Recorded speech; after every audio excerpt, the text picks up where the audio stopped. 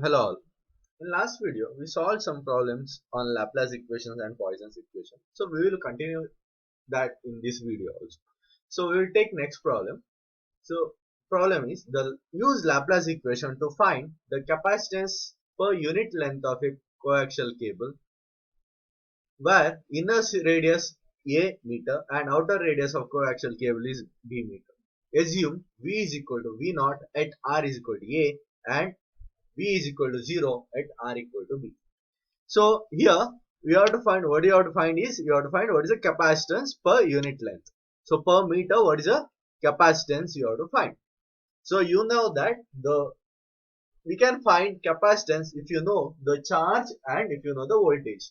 So you have to find what is the voltage and what is the charge in this region between A and B. So what is the charge present in the region between this cylinder and what is the potential between this cylinder A and cylinder B.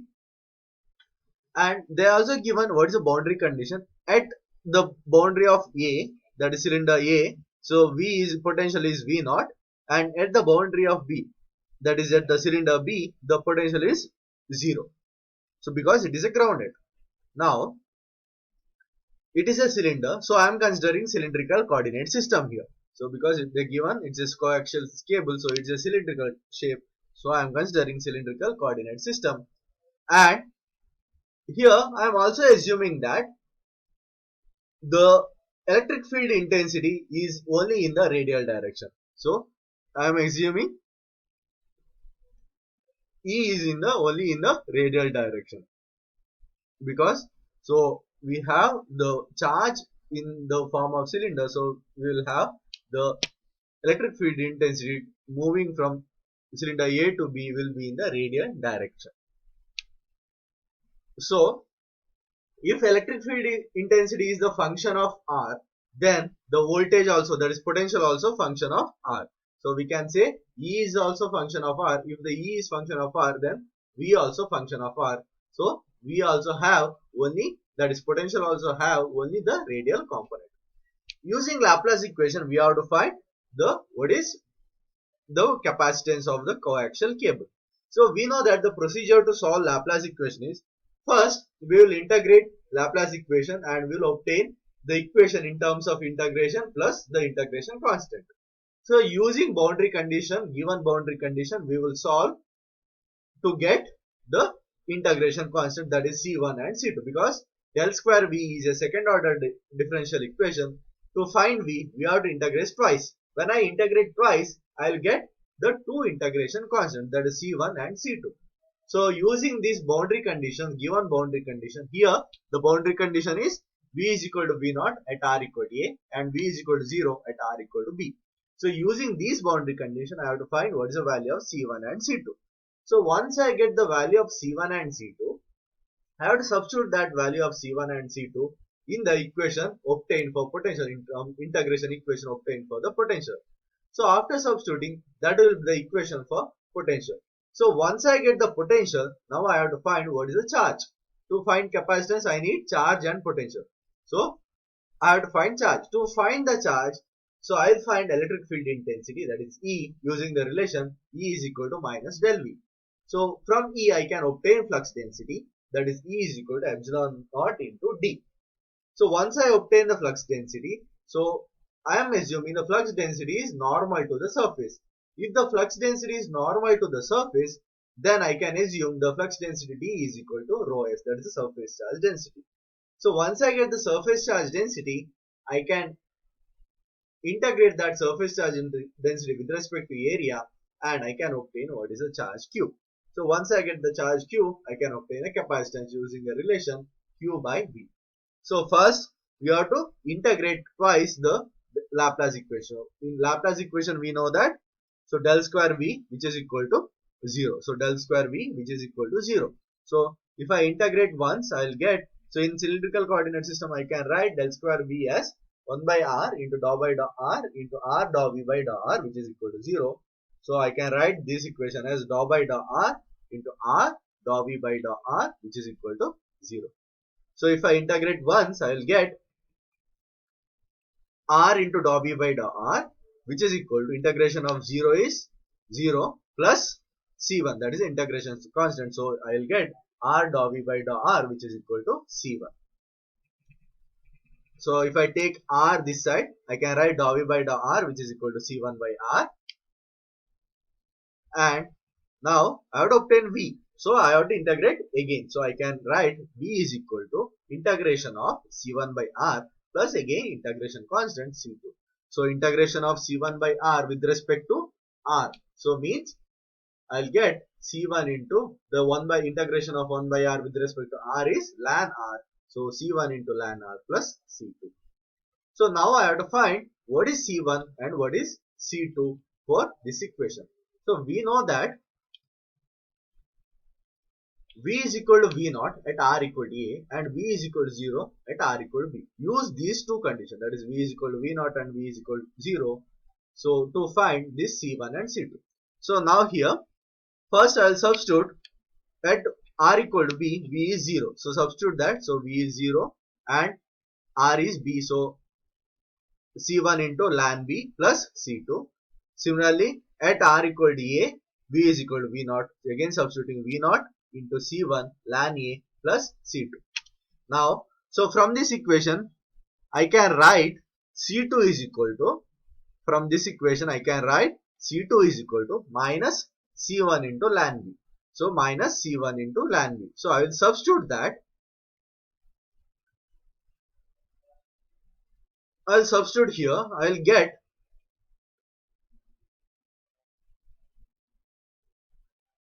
get V naught is equal to C1 into ln B minus ln A, or I can write minus V naught into C1 into ln B minus ln A. Now, so this can be written as minus V naught, which is equal to C1 into ln the B minus A can be written as ln B by A. So C1 is V naught divided by minus V naught divided by ln B by A. So which is equal to V naught divided by ln A by B. So minus can be written as minus ln B by A can be written as ln A by B. So we can write ln V naught divided by ln A by B, which is equal to C1.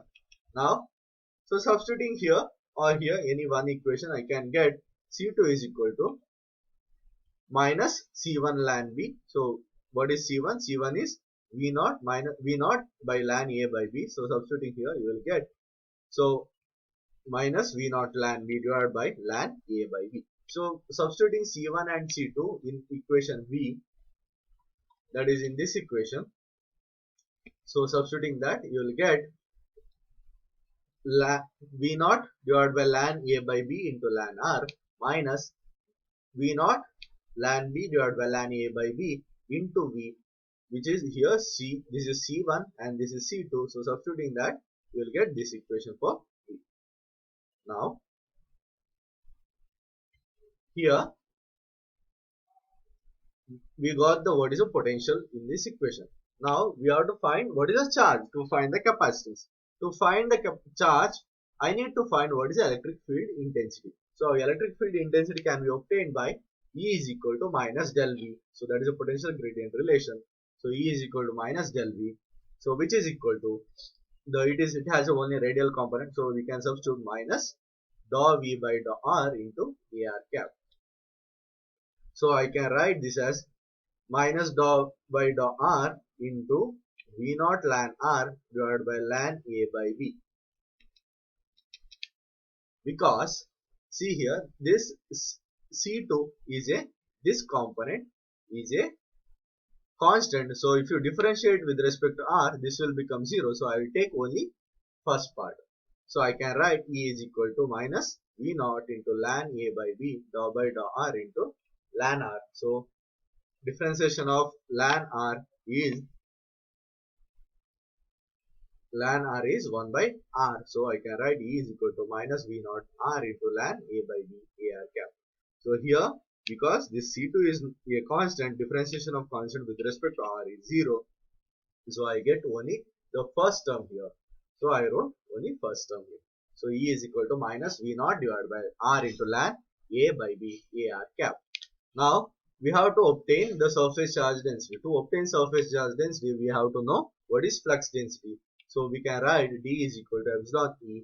So using the relation between D and E, I can write like this. So I can write D is equal to V naught into epsilon into R into ln B by A. So instead of minus, I wrote ln A by B is written as minus ln B by A. So minus into minus plus. So I can write V naught into epsilon divided by R into ln B by A into A R cap coulomb per meter square. Now I will consider this, the flux density is normal to the surface.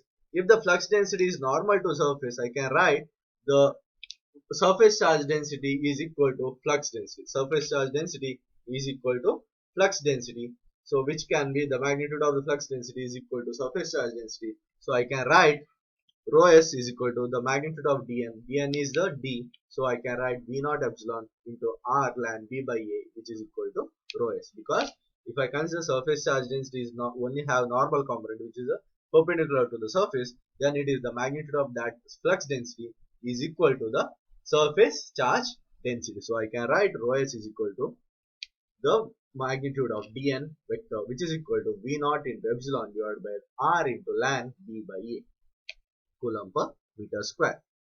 Because here I am considering the flux density is normal to the surface.